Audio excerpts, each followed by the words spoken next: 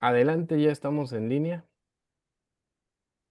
Bien, hola a todos y todas. Soy Eduardo Tadeo, actualmente coordinador del Comité de Teoría y Metodología para las Relaciones Internacionales de la Asociación Mexicana de Estudios Internacionales, y me da mucho gusto el darles la bienvenida a esta emisión más de El Café Teórico, en esta ocasión coorganizado con el Comité de Comunicación Internacional, Diplomacia Pública y Cultural de esta asociación, que está coordinado por la doctora Tania Gómez Zapata, quien se encuentra con nosotros el día de hoy, quien será la moderadora de la sesión que tendremos, una sesión bastante interesante, como verán, que lleva por título Café Teórico, Sabores y Saberes de lo Internacional, conversando sobre acercamientos teórico-metodológicos para estudiar la diplomacia pública de las diásporas. En particular, esta es una serie de ejercicios de conversación, el café teórico, a partir del cual buscamos conocer a investigadoras e investigadores que son referentes en temas vinculados a los estudios internacionales, pero que también traen a colación pues una serie de aportaciones desde perspectivas interdisciplinarias, que es un elemento que importa mucho a la asociación considerar como parte de la propia naturaleza de las relaciones internacionales. Entonces, bueno, en esta ocasión contamos con la presencia de la doctora Vanessa Bravo, quien justamente pues será con quien conversará la doctora Tania Gómez Zapata a propósito de la diplomacia pública de las diásporas.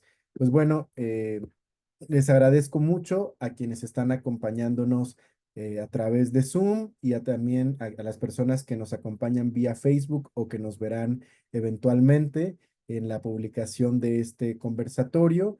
Y pues sin más, yo le cedo la palabra a la doctora Tania Gómez Zapata para que ella conduzca la moderación del evento, agradeciéndole por supuesto por su colaboración y trabajo, digamos, siempre constante para visibilizar pues las investigaciones, digamos, de última generación sobre los temas de relaciones internacionales. Y bueno, pues este es el caso de la conversación que tendremos el día de hoy. Adelante, doctora Tania, muchas gracias. Gracias, Eduardo. Muchas gracias a todos y todas. Bienvenidos, bienvenidas. Es verdad, un verdadero placer compartir con ustedes este café teórico. Aquí tengo mi cafecito. Va a ser una conversación que vamos a disfrutar mucho con la profesora doctora Vanessa Bravo, quien es de verdad, una eminencia en los temas de comunicación estratégica, relaciones públicas, diplomacia pública en Estados Unidos, y particularmente en temas sobre Latinoamérica, en la región. Ella ha sido muy importante para visibilizar el trabajo de latinoamericanos, latinoamericanas en temáticas de diplomacia pública, diplomacia cultural, etcétera.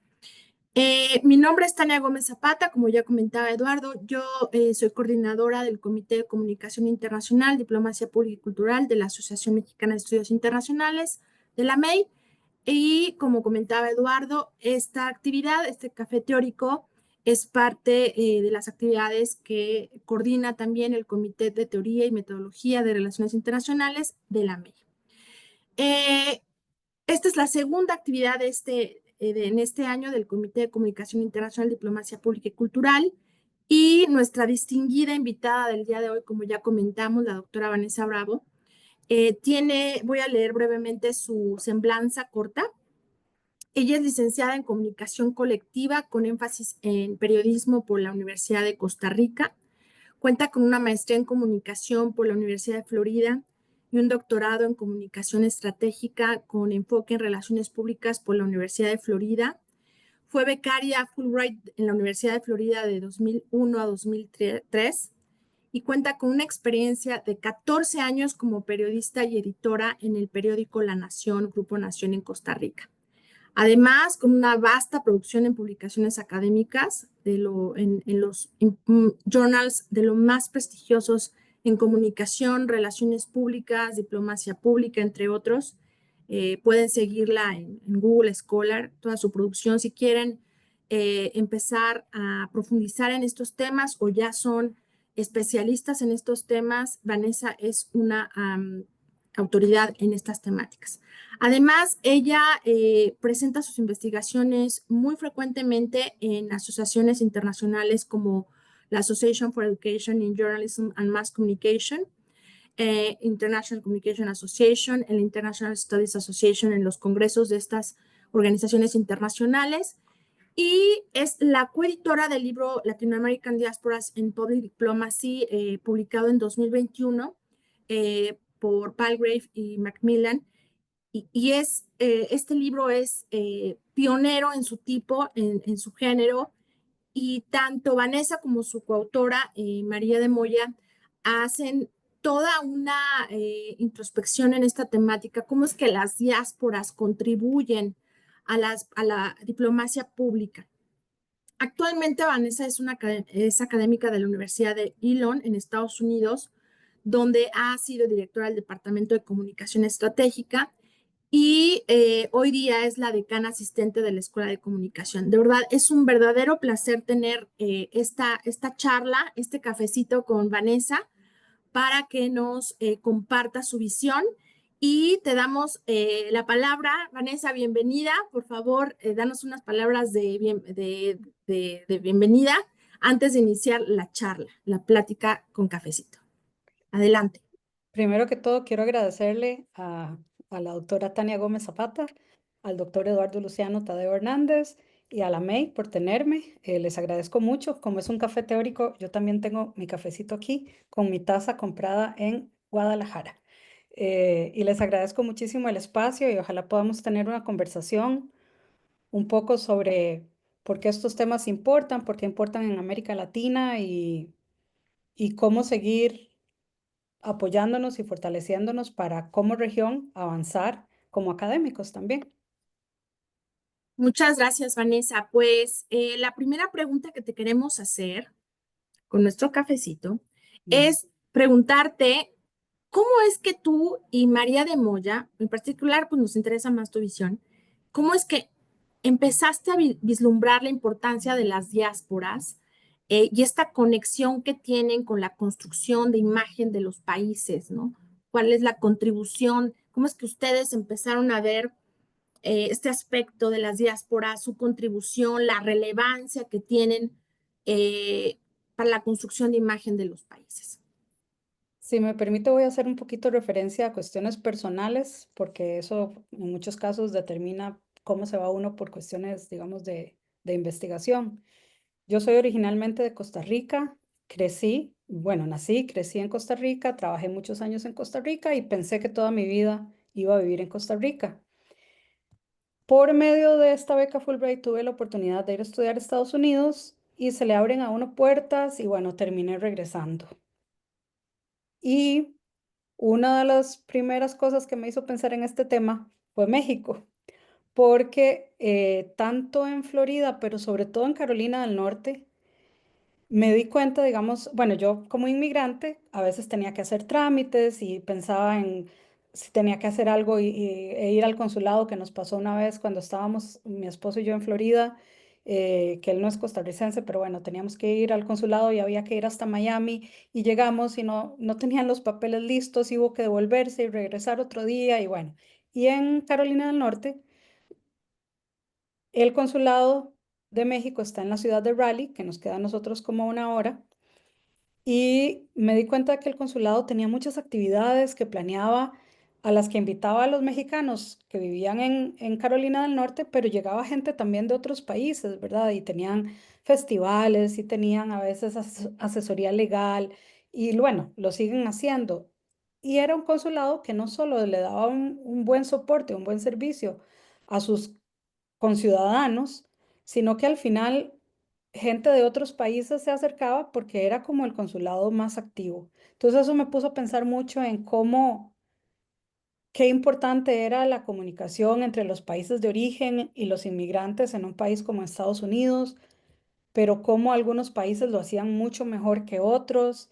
Y eso entonces me puse a pensar, bueno, obviamente tiene que ver con que México es un país muy grande y tiene una cercanía geográfica a Estados Unidos y entonces, bueno, tiene muchos migrantes y eso explica, pero también uno empieza a pensar, bueno, pero hay países también muy grandes como Brasil que no tienen muchos inmigrantes en los Estados Unidos. O uno podría pensar, bueno, hay países pequeños que también son muy diferentes. El Salvador, que tiene casi 1 de cada 3 salvadoreños vive en los Estados Unidos, mientras un país casi tan pequeño como El Salvador, Costa Rica, tiene muy pocos migrantes, bueno, no son tan pocos, pero son menos de 200,000, que comparado a otros países es un número bajo. Entonces, todas esas cosas, uno como migrante, como persona que está estudiando en otro país, como persona que de pronto tiene que hacer trámites, como persona que ve de nuevo que algunos países parecen apoyar mucho mejor a sus ciudadanos que otros. Y también como una persona interesada en procesos de comunicación, me empecé a interesar por esos temas. También creo que hay que dar crédito donde el crédito es merecido, porque cuando estaba en la Universidad de Florida, conocí a la doctora María de Moya. Ella en ese momento, bueno, éramos compañeras. Luego ella trabajó en la Universidad Estatal de Carolina del Norte, trabajó en DePaul en Chicago y ahora trabaja en la Universidad de Tennessee en Knoxville. Pero cuando ella estaba haciendo su doctorado, lo que estaba investigando era cómo las asociaciones de migrantes se organizan en algunos casos para apoyar iniciativas de sus países y para apoyar, y en algunos casos para oponerse a iniciativas de sus países, ¿verdad?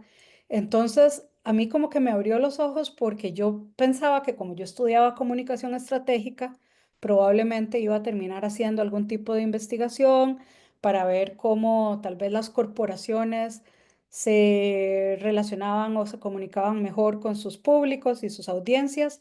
Y eso me puso a pensar, no, pero no tiene que ser, no tiene por qué ser corporaciones. Yo puedo estudiar cosas, digamos, temas de mayor contenido social ligados a la comunicación internacional.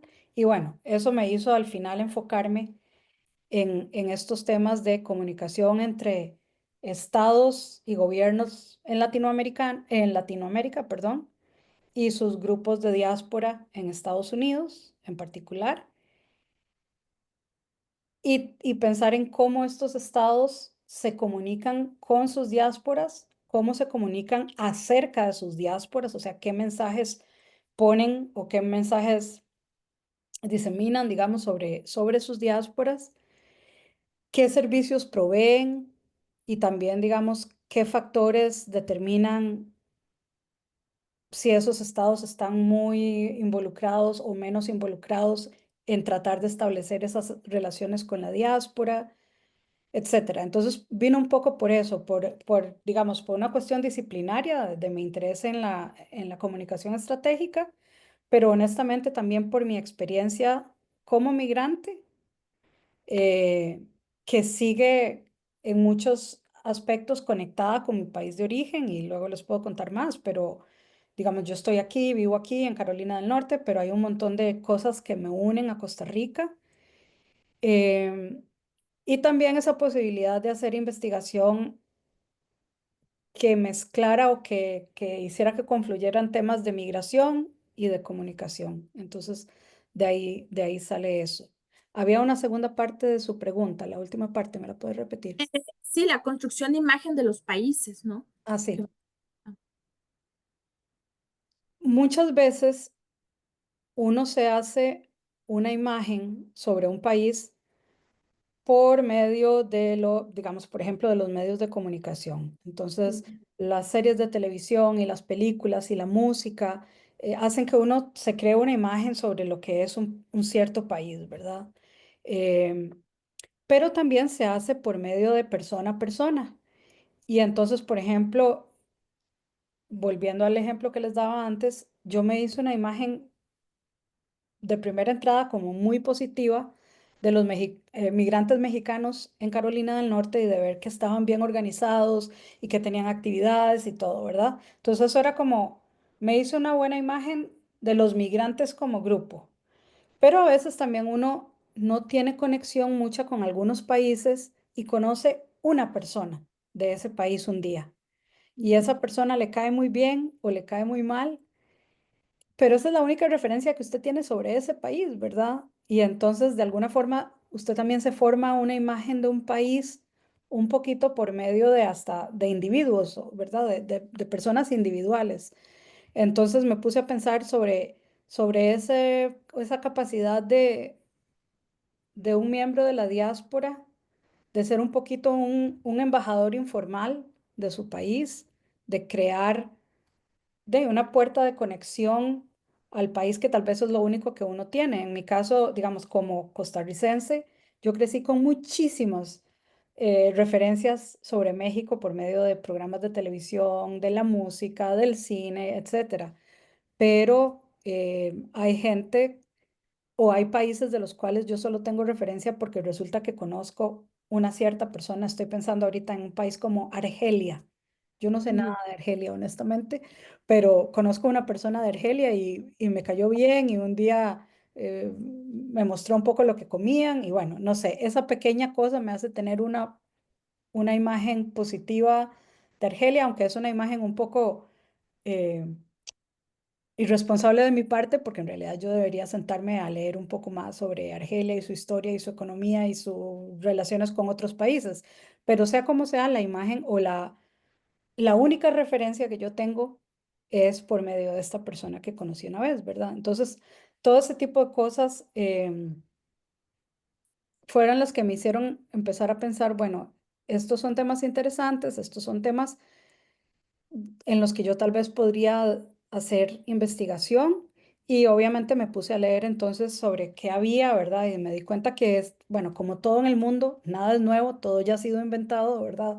Pero ciertamente había literatura, digamos, donde se habían estudiado ciertos grupos de migrantes o de diásporas establecidos en otros países. Por ejemplo, había literatura sobre la diáspora de Israel diseminada por todo el mundo. O, por ejemplo, más recientemente, después de la guerra en Siria, la diáspora de Siria en diferentes países, por ejemplo, en Turquía. O había la diáspora cubana en Estados Unidos, era un caso, digamos, de Latinoamérica donde había un poco más de información. Pero sí vi que en general investigación sobre esta conexión entre el Estado y la diáspora para países latinoamericanos había muy poquito. Había algunas cosas sobre México y sobre todo en artículos ya en ese momento de los 90s, ya estaban un poco viejos, ¿verdad? Y, y poquita literatura, no es que no hubiera, porque como de nuevo, siempre hay, si usted busca, encuentra, ¿verdad? Pero en comparación a otras regiones del mundo, había muy poca información, ¿verdad? Entonces ahí fue donde yo dije, bueno, este es un área que me interesa, donde conecto un montón de cosas que para mí son importantes e interesantes y donde puedo tal vez dar una contribución porque pienso que está subinvestigado, ¿verdad? O estaba en ese momento subinvestigado porque ahora hay mucho más literatura sobre América Latina de la que había, digamos, incluso 10 años antes o 20 años antes. Sí, esta información lo que nos estás compartiendo, ¿no? 1 de cada 4 salvadoreños vive en Estados Unidos y me hizo reflexionar a mí que 5 o 6 mexicanos viven en Estados Unidos y lo que eso implica para un país, ¿no? En este caso México, en este caso El Salvador, pero vamos a pensar en cada país de Latinoamérica, ¿no? Y también ahí me lleva a preguntarte sobre esta vinculación de la diplomacia pública con las diásporas. Yo me confieso que cuando yo empecé a estudiar el doctorado, que tuve el placer de conocerte a ti y a María en un congreso en ICA, me acuerdo en Praga, yo era súper ortodoxa, ¿no? Es que los libros dicen que la diplomacia pública solo la ejerce el Estado, ¿no? Y me acuerdo que presencié un paper de ustedes que ganó un premio, por cierto, en ICA, que es súper difícil entrar a esos mundos de la academia anglosajona, como Latinoamérica, y ustedes ganaron allí un premio, donde ustedes decían la importancia de la diáspora mexicana y todo lo que estaba haciendo el gobierno mexicano en materia consular, bla, bla. Entonces, para mí fue como un shock.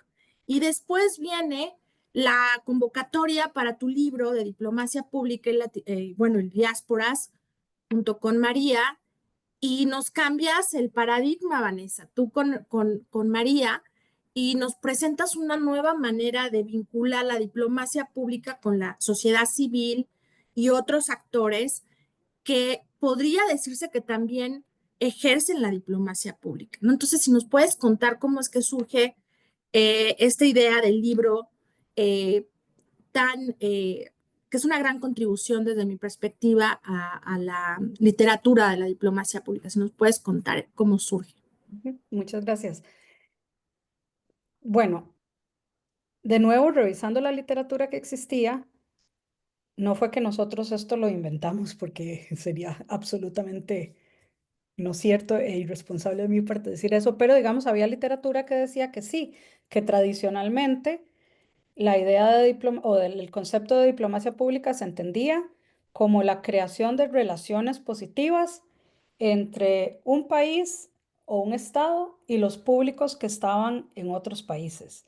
Y se pensaba que, bueno, que eran actores estatales, gobiernos, eh, relacionándose con públicos extranjeros, ¿verdad?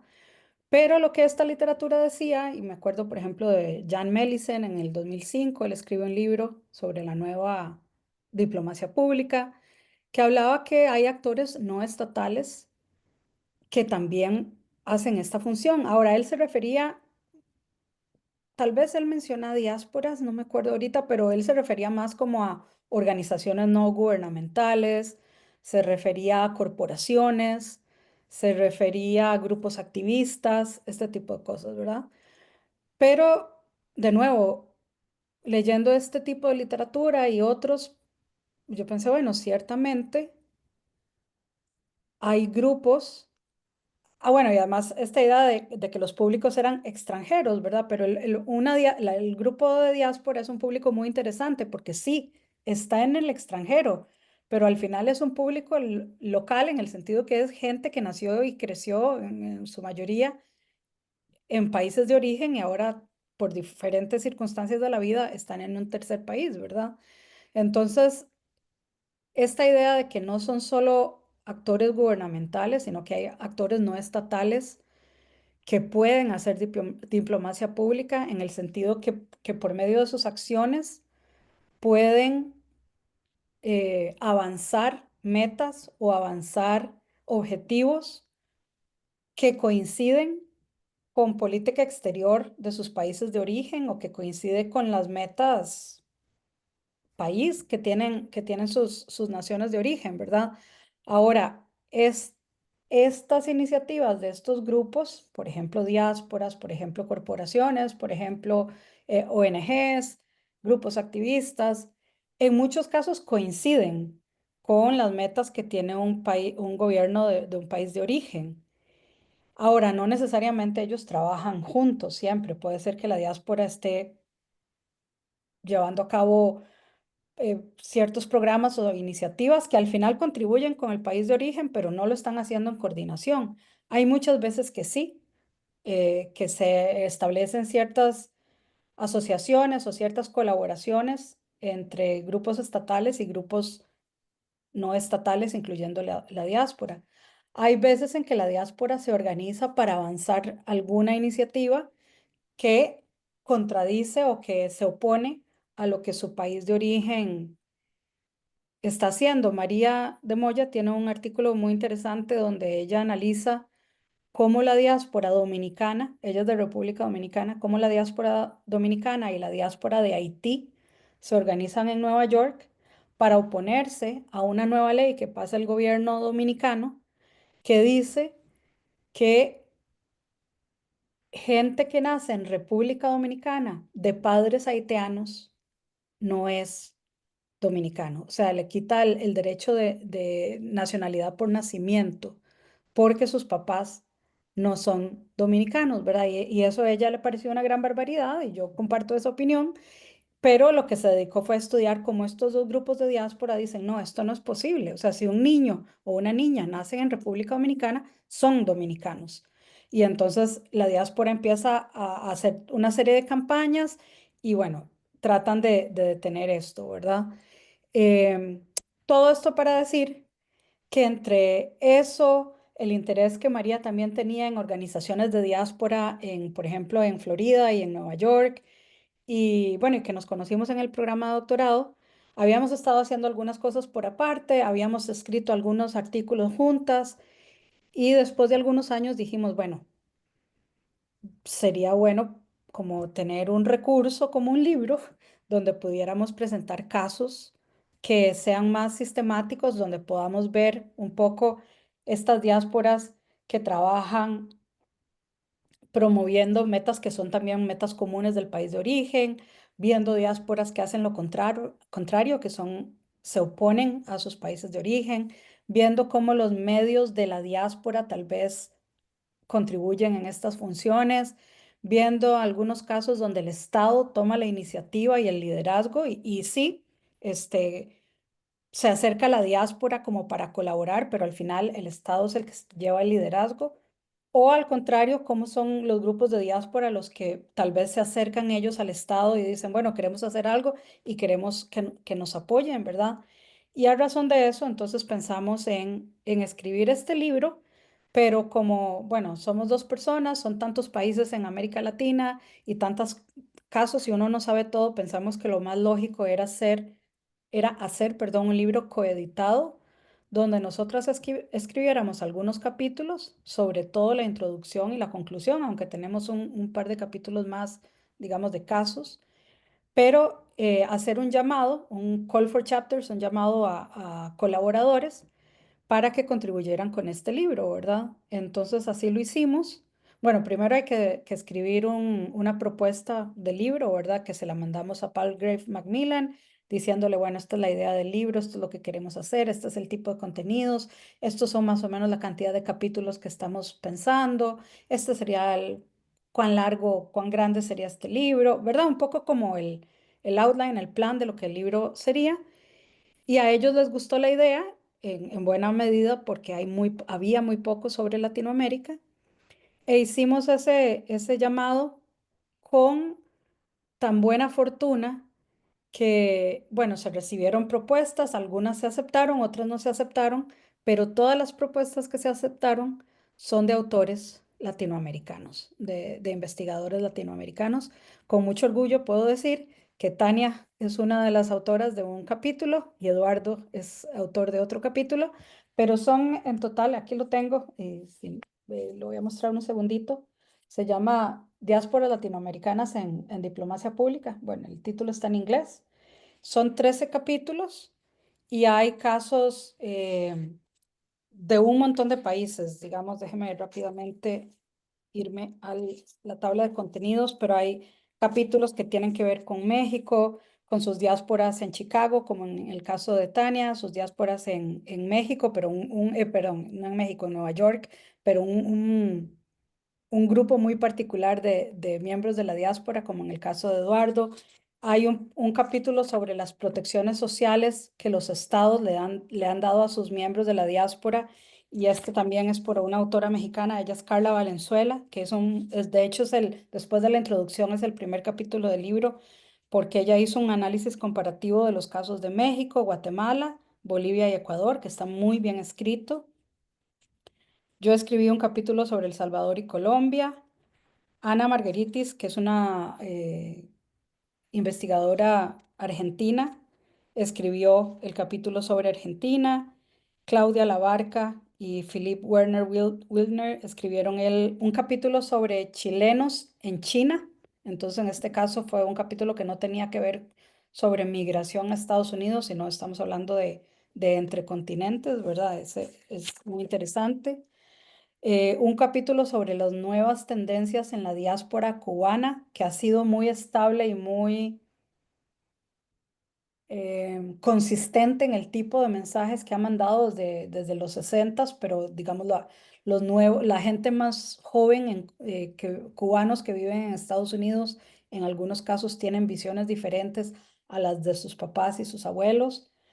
Hay un capítulo sobre cómo la diáspora de Puerto Rico se organizó alrededor del mundo para presionar para que el gobernador en ese momento, Ricardo Rosselló, renunciara, bueno, por un escándalo político que hubo, y en menos de un mes lograron que el gobernador puertorriqueño tuviera que renunciar, que es un caso de oposición, ¿verdad?, a su país de origen. El caso de los mexicanos y los latinos en Chicago. un caso muy interesante también de la diáspora brasileña en Francia, en París, y un festival que organizan todos los años. Un poco como los venezolanos, claro, esto fue antes de, este es un capítulo, digamos, el libro salió en el 2021, pero nosotros estábamos recopilando los capítulos y esto como en el 2000, desde el 2020. Entonces es de cómo los venezolanos se han estado organizando alrededor del mundo para oponerse a su gobierno, pero la situación en Venezuela se ha puesto todavía mucho peor en los últimos 5 años, ¿verdad? Hay un capítulo sobre mujeres mexicanas de la diáspora con ciertas características muy particulares que viven en Nueva York, que es el capítulo de Eduardo, y luego un capítulo sobre medios de la diáspora brasileña en Florida y cómo han sido un puente entre los intereses o entre las informaciones políticas eh, y cómo han mantenido a la diáspora brasileña súper involucrada en procesos electorales en Brasil, ¿verdad? Y bueno, y luego viene la conclusión. Entonces, sí, yo sí estoy muy orgullosa de este libro, de nuevo, porque vino a llenar un vacío que existía. Claro, es un primer paso, ¿verdad? Hay una serie de temas que ahora, como le digo, ya Venezuela habría que hacer una actualización de lo que está pasando. Luego podemos hablar, pero hay un montón de, digamos, de proposiciones teóricas que yo me pregunto cómo las podemos explorar y estudiar a razón de lo que ha estado pasando en Estados Unidos en los últimos 3 meses, Mm. la política, ¿verdad? Pero era bueno, llegó digamos, a llenar un vacío que existía en ese momento. De nuevo, el hecho de que todos los autores eran autores latinoamericanos y, y que hay tanta representación de países y tantos diferentes temas, ¿verdad? Entonces, así fue como se dio este libro y por dicha, creo que ha tenido un buen impacto. Por cierto, este es un libro que está a la venta. Sin embargo, yo sé que los libros son caros, entonces voy a poner en un segundo mi correo electrónico en el chat y si quisieran recibir una versión diferente, mucho más accesible, nada más me escriben un correo y con mucho gusto les mando copia. Déjenme poner. Muchas gracias, Vanessa. Sabes, Que bueno, no me yo en lo oiga, personal, que no me oiga la editorial, pero yo en lo personal, y yo creo que muchos de los que estamos escuchándote, admiramos tu rigurosidad. Tú eres una persona que no, de la que aprendemos cómo hacer investigación de alto impacto con los estándares, bueno, pues hay que decirlo anglosajones, ¿no? Sí, en inglés, ¿no? Y quisiera preguntarte, porque aquí estamos en esta conversación, este cafecito teórico, que nos expliques la relevancia que tienes, que se teorice y se investigue en esta nueva línea de estudio dentro de la diplomacia pública, porque a partir de que se lanza este libro, como tú bien dices, en la literatura ya se había hablado, ¿no? De la importancia de la sociedad civil, etcétera, etcétera, y está este link, ¿no? Con la diplomacia pública, pero este libro es un parteaguas para reconocer, ¿no? Formalizar este vínculo de diplomacia pública y la sociedad civil, etcétera. Eh, por qué tenemos esta relevancia? ¿Por qué existe esta relevancia de que se teorice y se investigue en esta línea de investigación de la diplomacia pública? Y como tú decías, ya necesitamos hacer una actualización, un nuevo libro podría venir en el futuro quizá, ¿no? Dentro de nuestros académicos, amigos latinoamericanos, académicos y bueno, no amigos, sino académicos nuestros, eh, la importancia de la teoría y la investigación en esta nueva línea de investigación. ujú. Y tal vez no he llegado a la segunda parte, pero viendo la primera parte de una pregunta que hace Salima, quería nada más rápidamente decir que cuando hablamos de diplomacia pública, estamos hablando de procesos de establecimiento de relaciones entre un país o un estado, bueno, un estado, digamos, en la definición tradicional, y públicos que se encuentran en otros países. Cuando hablamos de diplomacia, nada más diplomacia, no diplomacia pública, por lo general estamos hablando de relaciones que se establecen de Estado a Estado, o sea, de actores gubernamentales a actores gubernamentales. Y en la definición tradicional de diplomacia pública estábamos hablando de actores gubernamentales estableciendo relaciones con públicos no gubernamentales que estaban en otro país, en otros países. Pero de nuevo ahora estamos hablando de casi que cualquier tipo de actor en un país estableciendo relaciones con públicos en otros países que pueden avanzar metas u objetivos del país de origen, ¿verdad? En el caso de las diásporas, aparte, digamos, de esta posibilidad de ser como embajadores informales, eh, hay muchas otras funciones que las diásporas tienen que son de beneficio para sus países de origen y para los países donde se establecen. Entonces, por ejemplo, hay muchísima gente, no todo el mundo, pero muchísima gente que manda remesas constantemente de vuelta a sus países de origen. En un país en países, digamos, como El Salvador, como Jamaica, como Bermuda, por ejemplo, el dinero que entra por medio de remesas es mucho más alto que la inversión extranjera y mucho más alto que el financiamiento externo, digamos. O sea, el impacto que tienen las remesas en algunos países es absolutamente fundamental. Si no hubiera ese tipo de remesas, esos países colapsarían. Entonces, el envío de dineros. Hay miembros de la diáspora que invierten, bueno, ya una vez que se establecen y si logran avanzar y establecer un poco de seguridad financiera, en algunos casos invierten en sus países de origen, abriendo negocios pequeños que incluso generan empleo. Hay países que entonces han facilitado fondos, matching funds, digamos, donde si un inmigrante invierte en una pequeña empresa en su país de origen, tal vez el gobierno federal y hasta el gobierno local también invierten un poco de dinero, siempre y cuando se genere cierta cantidad de empleos, etcétera. Entonces están las remesas, está la inversión en negocios en el país de origen, está el turismo. Obviamente aquí estamos hablando de inmigrantes que tienen la posibilidad de viajar, de que tienen una situación migratoria estable, digamos, pero hay gente que viaja, hay gente que participa en política, no solo porque vota por medio de procesos de voto en el exterior, sino porque incluso, bueno, en el caso de México hay posibilidad de elegir a miembros de la diáspora para el Congreso mexicano, ¿verdad? Hay gente que tiene doble nacionalidad, hay gente que participa en intercambios culturales,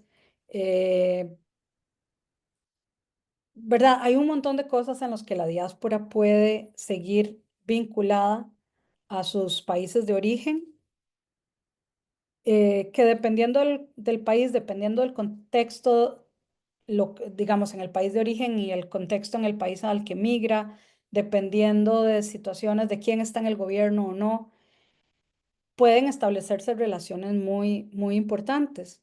Hay gobiernos donde esas relaciones no han sido establecidas muy fuertemente y es, en mi opinión, un error porque podría realmente cambiar cosas radicalmente en el país de origen. Estoy hablando, digamos, de Costa Rica. Costa Rica no tiene muchos migrantes en Estados Unidos. De nuevo, podrán ser como unos 200,000. Y pocos partidos políticos, o ninguno, diría yo, se ha preocupado de establecer relaciones fuertes con los costarricenses de la diáspora. Pero mi país, por ser tan pequeño, a veces los resultados de las elecciones son muy tallados, digamos, decimos nosotros. Hubo unas elecciones donde la persona que ganó la presidencia se la ganó a quien quedó en el segundo lugar por solo 21,000 algo votos, pero somos 200,000 costarricenses en el exterior. Un partido político se encarga de realmente contactarnos, involucrarnos, cortejarnos, dice la literatura, y de pronto cambia los resultados de las elecciones en Costa Rica, porque ahora existe voto en el exterior. Ciertamente muy poca gente aún vota de esa forma, porque de nuevo, en un caso como el mío, para votar yo tendría que inscribirme e ir hasta el consulado a votar y tendría que ir, yo estoy en Carolina del Norte, tendría que ir o hasta Atlanta o hasta Washington DC, es difícil, etcétera. Pero de nuevo, solventando esas barreras, los resultados electorales en Costa Rica podrían cambiar si hubiera de nuevo, un cortejo de la diáspora más estratégico, ¿verdad? Entonces, todas estas cosas explican por qué para los países de origen, para los estados, para los gobiernos de origen, las diásporas son o deberían ser importantes, ¿verdad? Entonces, por eso es un tema que es importante eh, estudiar. Y claro, se puede estudiar desde muchas áreas. En mi área es comunicación estratégica, entonces yo estoy muy interesada en ver cómo los gobiernos se comunican con las diásporas, cómo las diásporas se comunican con sus gobiernos, cuáles son esos mensajes que se dan y cómo se dan, cómo se comunican con la diáspora de nuevo y cómo se comunican los gobiernos acerca de la diáspora. En otras formas, cómo construyen la imagen de la diáspora. Pero esto puede verse desde el punto de vista de las relaciones internacionales, de la sociología, ¿verdad? Hay un montón de áreas donde se puede hacer muchas cosas y muchas cosas interdisciplinarias también. Claro, sí, definitivamente las diásporas han cobrado una gran relevancia para los países porque son un agente para ellos mismos, ¿no? Como tú decías, embajadores, embajadoras de su propio país, pero al mismo tiempo proveedores de recursos, por ejemplo, las remesas que tú comentabas. Y nos encontramos ahorita mismo con esto que te habías dicho, estos 100 días que se van a cumplir teniendo a Trump en su segundo mandato en Estados Unidos. El factor de la migración es un tema que tenemos que darle la relevancia que tiene en este preciso momento, ¿no? Y las diásporas en Estados Unidos están cumpliendo y fungiendo un rol muy relevante para protección de los mismos migrantes en un país como Estados Unidos y en otros países, ¿no? Vamos a pensar en el Reino Unido, Francia o España, bueno, el que queramos, ¿no? Hay muchos temas por investigar en este sentido. Quería preguntarte, ¿qué teorías son centrales para estudiar las diásporas en el ámbito de la diplomacia pública y por qué desde tu perspectiva? Sí, eso es depende mucho de cuál es el tema que usted quiere tratar y desde qué área disciplinaria, ¿verdad? Pero, por ejemplo, en el caso mío, siendo que yo soy del área de comunicación, hay una teoría en comunicación estratégica que se llama Organization Public Relationship, que es cómo las organizaciones establecen relaciones con sus audiencias, ¿verdad? Y entonces hay una serie de factores que se analizan sobre cómo esta relación, cómo se establece, por ejemplo, confianza, cómo se establece control mutual, bueno, cómo se ve quién controla la relación y en qué contextos y cómo ese control a veces lo tienen las audiencias y a veces los tienen las organizaciones. La satisfacción en la relación, el tipo de relación, si es una relación comunal en el sentido que es, digamos, para mutuo beneficio, o si es de exchange, o sea, si es de qué gano yo de la relación, o sea, qué beneficio tengo de esta relación. Y para cada uno de esos factores se han hecho escalas de cómo medir estas cosas, ¿verdad? Entonces, hay estudios ya donde hay cuestionarios que uno puede utilizar y adaptar, por ejemplo, que ya estadísticamente se ha medido que son confiables y que son válidos. Estoy hablando si fuera, digamos, un estudio cuantitativo y entonces se pueden hacer encuestas, pero también se puede hacer investigación cualitativa. Pero todo esto para decir, para volver a la pregunta, que a veces me voy por las ramas, OPR, Organization Public Relationship Theory, es una, por ejemplo, pero analizando la literatura y analizando cómo se ha estudiado y cómo se ha medido y qué preguntas se han hecho y qué cosas se relacionan con qué, ¿verdad? Uno podría hacer un análisis de framing, que es cómo se encuadra, cómo se define un tema, quiénes son las voces que lideran en ese tema, cuándo y en qué contextos esos temas se consideran positivos, neutrales o negativos, y digamos, cómo se ve, cómo se presenta, cuál es el paso a seguir, ¿verdad? Entonces, esto, bueno, en inglés se llama framing analysis, ¿verdad? Entonces puede hacer un análisis, pero de nuevo, no es solo ver qué palabras se usaron o cómo se presenta el tema, sino qué definición se le da, cuáles son las voces que lo mueven.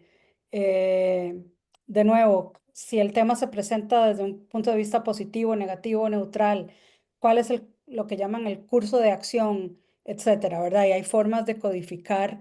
Por ejemplo, uno puede analizar discursos de políticos, puede analizar sitios web de embajadas y consulados, puede analizar comunicados de prensa, puede analizar artículos periodísticos, entonces puede hacer análisis. Claro, aquí habría que involucrar a la audiencia, pero de agenda setting, de fijación de la agenda.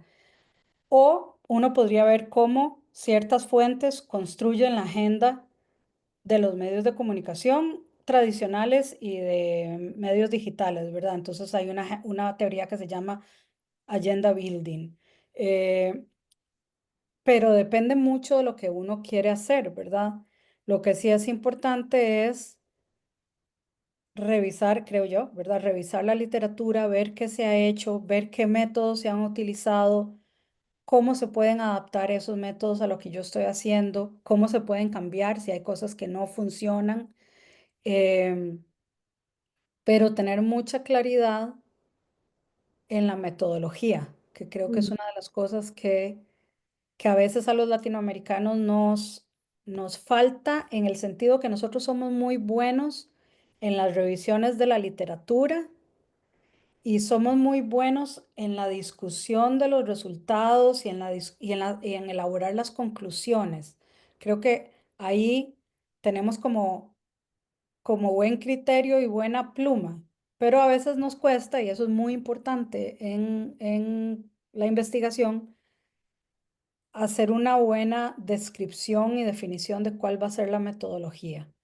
Es de cuáles van a ser los pasos específicos que vamos a utilizar para recolectar los datos y para analizar los datos. De tal forma que si una persona lee lo que uno escribió y se lee la sección de la metodología, esa otra persona, si es un investigador, pudiera casi que replicar en algunos casos o adaptar lo que nosotros hicimos, porque le dimos suficiente descripción como casi que para seguir una receta. No es que lo tenga que hacer igual, pero a veces uno lee artículos que dicen, sí, es que hice un análisis de contenido de comunicados de prensa. Ok, sí, pero ¿cómo hizo ese análisis de contenido? ¿Verdad? Ok. ¿Cuántos comunicados de prensa? ¿Cómo los escogió? ¿Cuáles fuentes utilizó? ¿En qué periodicidad? O sea, ¿en qué periodo? Por ejemplo, lo hizo los recopiló por un periodo de 6 meses o un mes o 2 años. ¿Y por qué ese periodo? A veces uno piensa, bueno, quiero estudiar este tema sobre este país, por ejemplo, justo ahora que no están en procesos electorales, porque lo que quiero ver es como en el día a día, cuando la situación es normal, cómo se comunican sobre estos temas. Pero podría ser que el argumento sea el contrario. No, justo quiero analizar comunicados de prensa de los, no sé, 2 meses antes de las elecciones, porque es en ese momento que la gente se vuelve más, le pone más atención a la política y a los temas que parecen importarle al electorado, y tal vez ahí puedo ver cuáles son las prioridades, digamos, que tienen los gobiernos y las diásporas sobre lo que sea, ¿verdad? Pero hasta esa periodicidad, explicar por qué uno se dedicó a recolectar, digamos, comunicados de prensa o discursos o lo que sea que usted haya analizado en ese periodo. ¿Cuál fue el proceso cuál fue la lógica de hacer eso, verdad? Y una vez que tiene esos comunicados de prensa, bueno, ¿cómo fue que los analizó? Por ejemplo, si es que fue que los leyó 2 veces cada uno y empezó a marcar palabras clave. Y al final, al hacer ese marcado de palabras clave, empezó, por decir algo, a establecer ejes temáticos y luego cuando tuvo esos ejes temáticos empezó a ver cómo estaban relacionados los unos, ¿verdad? Pero explicar y explicar si fue solo uno el que hizo el análisis del material que haya analizado o si fueron varios investigadores y cómo entonces se comunicaron en ese proceso para estar seguros de que, digamos, las conclusiones a las que estaba llegando uno de los investigadores son similares a las que está llegando el segundo investigador. O a veces lo que uno hace es que una vez que uno hace el análisis, se lo pasa a un par de otros investigadores en el mismo tema, en esto se llama Members Check, para que analicen un poco si el proceso que uno siguió tiene lógica o tiene, y aquí estoy hablando más de métodos cualitativos, ¿verdad? Pero uno puede hacer desde qué tan confiable fue la codificación entre diferentes codificadores, entre diferentes investigadores, hasta, de nuevo, utilizar la ayuda de otros expertos que revisen sus resultados para darle feedback. O a veces uno empieza a codificar y se da cuenta que en muchas categorías sí coincide con la otra o las otras dos personas con las que estaba haciendo el estudio, pero hay un par de categorías en las que parece haber mucha discrepancia. Bueno, ¿qué fue lo que pasó? ¿Por qué usted, Tania Quesada, interpretó esto diferente a mí? Y entonces tal vez lo que necesitamos es revisar la definición que estábamos utilizando o revisar lo que nosotros entendíamos por positivo versus negativo. Tal vez yo estaba pensando que era positivo hacia el migrante y usted estaba pensando que era positivo hacia el presidente del país.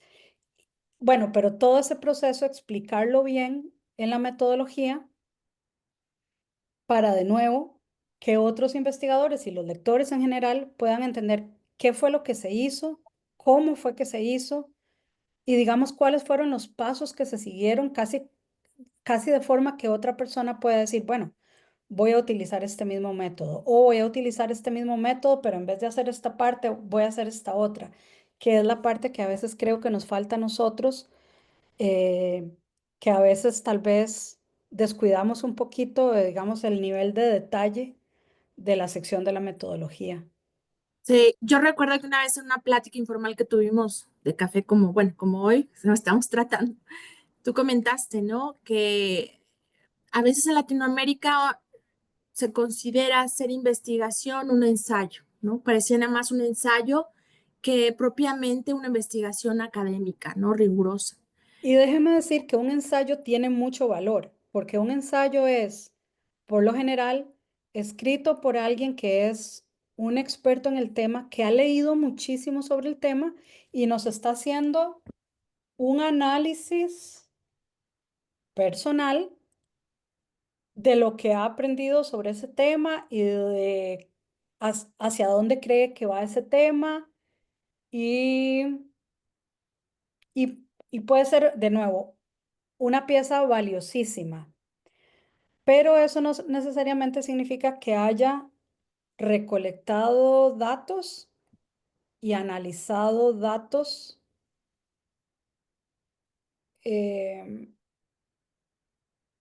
digamos, de forma sistemática. Y cuando estoy hablando de recolectar datos y analizar datos, no estoy hablando de nada más cuantitativo, que puede ser un método. Yo, de hecho, hago más investigación cualitativa que cuantitativa, pero igual, si uno hizo un metaanálisis, bueno, lo que hizo fue revisar los resultados de otros 30 estudios y ahora hace un resumen de lo que esos estudios encontraron y con eso hace, por ejemplo, logra compilar 10 proposiciones teóricas de lo que parecen haber encontrado estos investigadores en 30 años y esas, no sé, 10 proposiciones teóricas se pueden ahora seguir investigando a más profundidad, ya sea por métodos cualitativos o por medio de testeo de hipótesis. Bueno, ya eso es una contribución. O sea que no Mm. necesariamente usted tiene que crearlo todo de cero,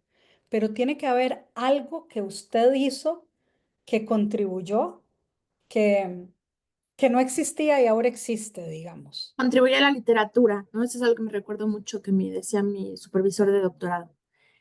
Ay, ya estamos por terminar, nos dejas muy picados con esta conversación, pero quisiéramos alguna recomendación de tu parte para jóvenes académicos y no tan jóvenes, ya maduritos, que desean publicar en revistas académicas de gran prestigio internacional. ¿Cuáles son los aspectos que deben cuidar? Creo que tú ya hablaste en gran medida de esto, pero no sé si quieras comentar algo más. Y me gustaría también ir a alguna de tus preguntas sugeridas al final también, si nos da tiempo. Yo creo que es importante revisar lo que existe para entender qué es lo que sabemos hasta este momento y cuál es la contribución, digamos, adicional de lo que uno está escribiendo. Creo que es importante y a veces a uno le da como pena o no sé, pero tal vez uno escribe algo, compartirlo con otros antes de mandarlo a que lo revise un journal, digamos, para tener un poco de feedback de otra gente y poder tal vez fortalecer el artículo antes de mandarlo. Yo creo que como investigadores latinoamericanos es muy importante que nos apoyemos los unos a los otros. Em, Nosotros hemos tratado, digamos, desde diferentes asociaciones de hacer grupos de apoyo, ¿verdad? Desde cosas muy sencillas, grupos de Facebook o chats en WhatsApp o eh, estar siempre promoviendo que la gente se afilie a cierta división de cierta conferencia, digamos, porque conocer a otra gente en el área que uno hace investigación es importante, pero ciertamente para los académicos latinoamericanos a veces es difícil conectar, ¿verdad? Entonces es importante que nosotros estemos ahí para apoyar a los otros. Por ejemplo, cuando uno escribe un artículo, pues siempre hay algunos autores que uno sabe que son como las vacas sagradas que hay que citarlos porque primero han hecho contribuciones muy importantes, pero segundo casi que se espera que uno los cite. Bueno, está bien, pero ¿qué trabajo están haciendo investigadores más jóvenes, más recientes, que está bien y que deberíamos estar citando al propio, ¿verdad? Porque al final es como un efecto dominó, ¿verdad? Uno empieza a citar ciertos investigadores y la gente se da cuenta del trabajo que están haciendo y otros empiezan también a citarlos y eso nos ayuda. Yo le decía a alguien, y no lo esa frase no la inventé yo, pero que si uno no está sentado a la mesa, probablemente uno es parte del menú. Entonces, por ejemplo, tratar de ser parte de asociaciones, de divisiones en conferencias. Yo he tratado de meterme, por ejemplo, en Minorities and Communication en AJMC, digamos, siendo parte del board, y he tratado de meterme en ISA, en International Communication Section, porque al final, por ejemplo, cuando uno está preparando el programa de sesiones de investigación de la conferencia, de pronto hay una sesión que yo como latinoamericana pienso, qué interesante esto debería ser parte de las sesiones que tengamos y lo puedo meter en el programa o presionar un poco para que se meta en el programa, que tal vez si fuera una persona de otra parte del mundo ni siquiera le hubiera puesto atención. O de pronto había un panel que propusieron en algún lado y se cayó y ya yo sé que tal vez entonces puedo contactar a estas personas y rápidamente que se organicen para hacer un panel que tenga que ver con América Latina. Y yo sé que suena un poco pushy y que cómo va a ser que invite a un panel solo porque otro se cayó y usted conoce a esta gente, pero esto es lo que han hecho toda la vida los, los colegas de otras regiones del mundo, ¿verdad? Entonces, en eso yo creo que nosotros los latinoamericanos tenemos que ser un poquito más agresivos también y buscarnos espacios y buscar apoyar el uno al otro. Nosotros tenemos un grupo en WhatsApp que se llama Diplomacia América Latina. Si alguien estuviera interesado, también yo les puse ahí mi correo. Avísenme para integrarlos a ese grupo.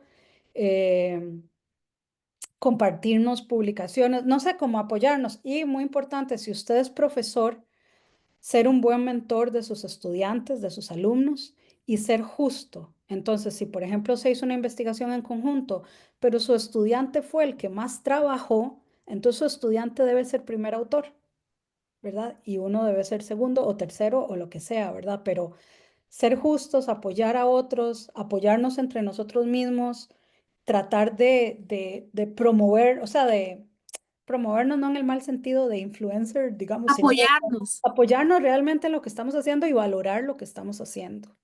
Muchas gracias, Vanessa. Se nos ha acabado el tiempo, nos dejaste con muchísimas otras preguntas. De hecho, ya hay algunas por ahí que te voy a compartir para que estés en contacto con los colegas y nos dejan, por favor, sus correos electrónicos para que la doctora Vanessa Bravo se comunique directamente con ustedes y les pueda responder. Decirles que Vanessa va a estar con nosotros en la MEI, va a ser una de conferencista magistral de la MEI en Cancún en 2025. No se lo pierdan, tiene preparada una conferencia impresionante sobre temas de diplomacia pública y toda su investigación. Y ahí la pueden contactar también y hacer preguntas de manera presencial. Nos despedimos del día de hoy. Hemos aprendido muchísimo contigo, Vanessa. Gracias por todo el apoyo que nos das a nosotros como latinoamericanos en los foros internacionales de estas asociaciones internacionales, congresos a los que muchos de nosotros asistimos, pero que gracias a ti que estás ahorita como chair, bueno, no sé exactamente los puestos que has tenido, pero sé muy bien que estás en COM, en la sección de comunicación internacional de la ISA, ¿no? De la International Studies Association. Yo he estado en otras también, otros colegas aquí, y tu ayuda ha sido vital. De verdad que muchísimas gracias. Y los invitamos a formar parte de nuestro comité de comunicación internacional, diplomacia pública y cultural de la MEI. Nos pueden escribir a nuestro email, que es comunicacionyDiplomacia@mei.mx. También nos pueden seguir en nuestras redes sociales. Estamos en X o antes Twitter como Comun y Diploma a MEI. En Facebook, Comunicación Diplomacia MEI. En Blue Sky, comunica diplomacia.bsky.social. Y muchísimas gracias a Eduardo Tadeo, que nos invitó a co-organizar este evento el día de hoy, que es el Comité de Teoría y Metodología de las Relaciones Internacionales de la MEI, y nosotros, nuestro Comité de Comunicación Internacional, Diplomacia Pública y Cultural. Muchísimas gracias. Últimas palabras, Vanessa. Muchas gracias, siempre es un placer compartir con ustedes y de nuevo yo los admiro muchísimo, así que les agradezco que me faciliten esta posibilidad de conversar con ustedes. Pues nos vemos en Cancún. Nos vemos en Cancún Pobrecita yo, tengo que ir a Cancún. y no se pierdan el siguiente café teórico coordinado por nuestro comité hermano, Comité de Teoría y Metodología de las Relaciones Internacionales. Y no se pierdan nuestras actividades, Comité de Comunicación Internacional, Diplomacia Pública y Cultural. Hasta la próxima.